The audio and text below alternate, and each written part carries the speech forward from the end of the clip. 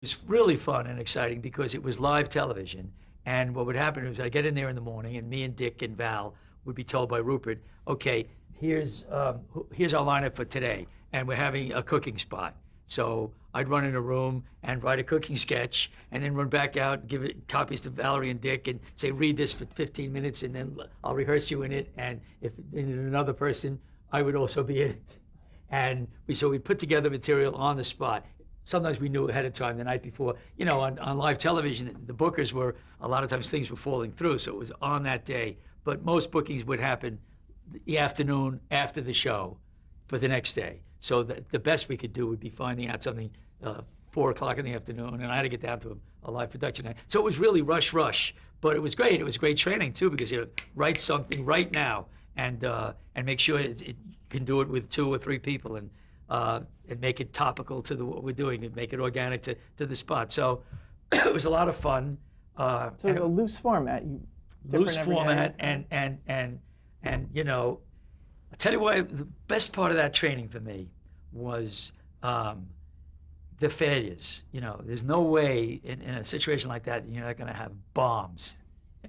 I remember I wrote a sketch, rehearsed Val and Dick in it. I wasn't in it, and we put it on, and it was a short sketch, and they finished the sketch, and cameras went down, and I walked across the floor to Val and Dick, who looked stricken because, you know, we had a live audience, by the way, and they knew that it hadn't scored.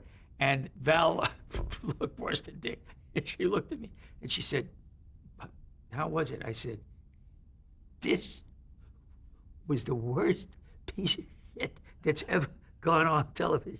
I said, she thought for a minute I'm kidding. She looked at me, and I said, "It was so embarrassing. It was so mortifying. I couldn't take my eyes off you because I was in shock. I wanted to turn away. I couldn't move. It didn't work at all, as you know. It was horrible. It was the stupidest idea. I'm an idiot, and you had egg on your face. I said, this was the worst possible thing. We've made history, guys. We've made history. This will live forever as the worst television ever." And they broke up laughing, and so did I. And it was, I said, great training, because, you know, when you face, did you ever read The Red Badge of Courage, Stephen Crane's book? Great book. And it's about a kid who goes off into the Civil War, and he faces the great death, and it's all around him. But he comes out of it sadder and wiser, but also he no longer fears the great death when you walk into the heart of it. And I mean, this was tremendous experience that way, because it was fun, it was creative, it was exciting, it was television, but it was also, there was no way you weren't gonna fail to some degree. I mean, we'd hit with some. There was always, most pieces were at best, they worked, they were nice, they were fun, but they were mediocre. I mean, you can't put it together that quick, but it was great. Do you remember what that one was about? The one that would bomb, one? Oh my God, it was,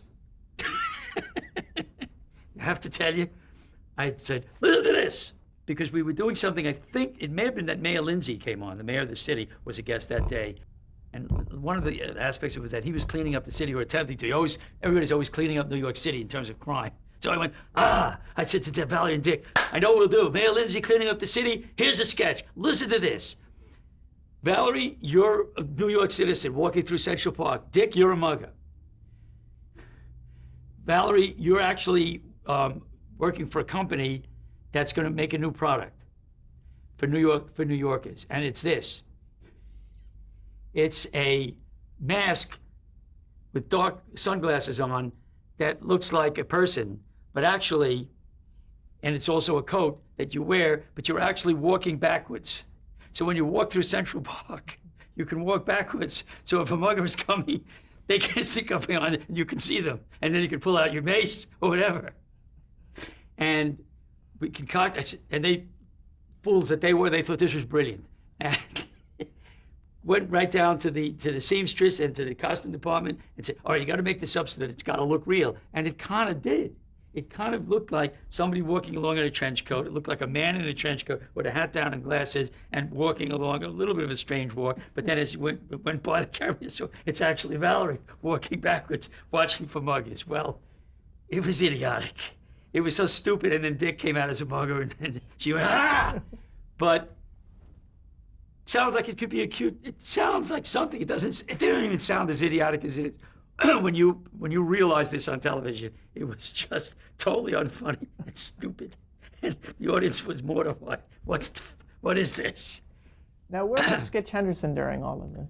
Skitch very rarely played in sketches. He's the host of the show, and he sat with people and talked to them.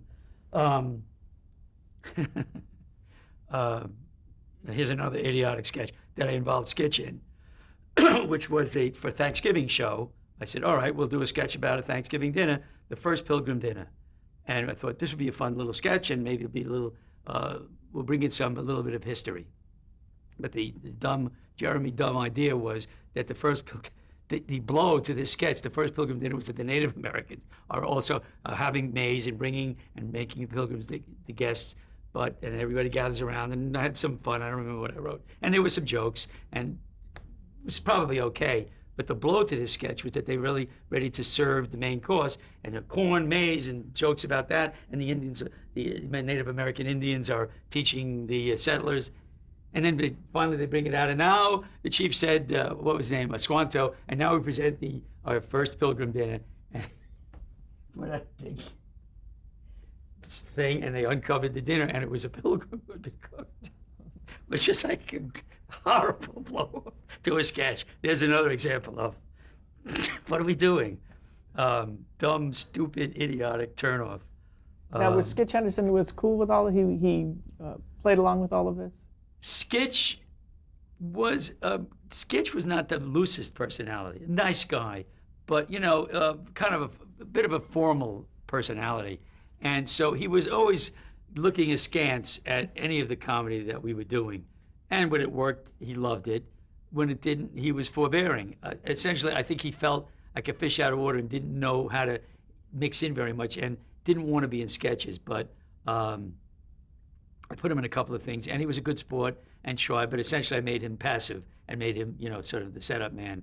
And he did his best. He wasn't that good at performing, but he did a couple of sketches. And he was always amused and bemused by what we were doing, but forbearing. I have to say he was very forbearing. And I'm sure some of the work we did was good. I mean, I wasn't fired. They weren't fired.